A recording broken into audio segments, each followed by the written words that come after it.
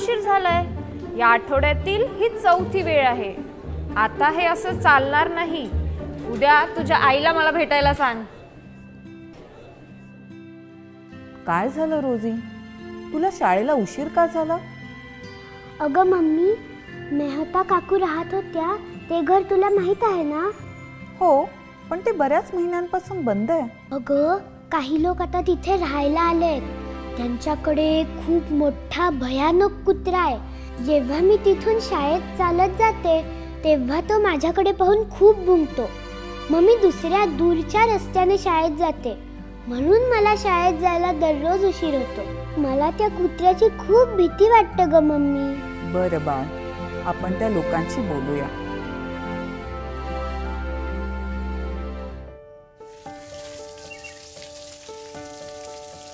रोजी, घाबरू नकोस, मी आहे ना तुझ्यासोबत.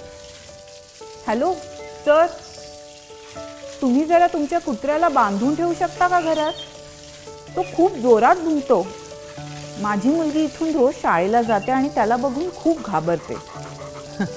टफी, मॅडम हा कोणालाही चावणार नाही. बघ, त्याला तू खरोखरच आवडतेस. तुझ्याबरोबर खेळण्यासाठी त्याने त्याचा आवडता चेंडू आणलाय. बघ रोजी, तो तुला काहीच करणार नाही.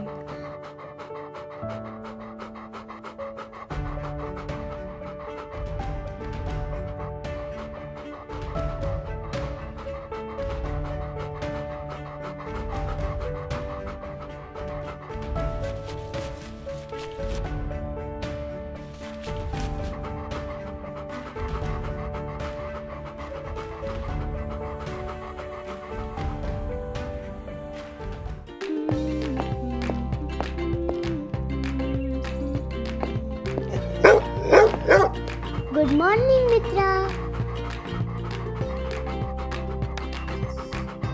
हे तुझ्यासाठी ना एक बिस्किट आहे.